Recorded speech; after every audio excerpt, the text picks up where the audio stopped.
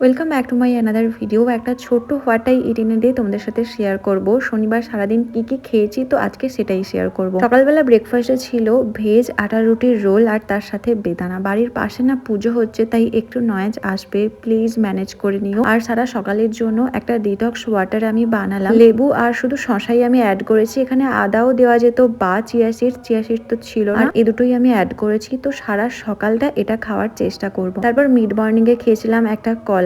দেন আজকের লাঞ্চে ছিল ভাত, শাক ভাজা, কুমড়োর ছেঁচকি আর মাছের সাদা টক। তারপর খেলাম লস্যি, আর যেটা আমি বানিয়েছিলাম, আর খেতে ফার্স্ট দিনের মতো খুব ভালো হয়েছিল। সন্ধ্যাবেলায় গেস্ট আসায় বেশ কয়েকজন, আমি বানিয়েছিলাম আমার হাতের স্পেশাল এগ ডেভিল, যেটা না দোকানের থেকে কোনো অংশে কম নয়, ভীষণ ভালো হয়েছিল, সবাই খুব প্রশংসা করেছে। রাতের বেলায় আমার ইনভিটেশন ছিল মামার বাড়িতে ঠাকুর প্রসাদ খাওয়ার জন্য, তো ওখানেই ডিনার করেছি আর খেয়েছি ঠাকুর ভোগ।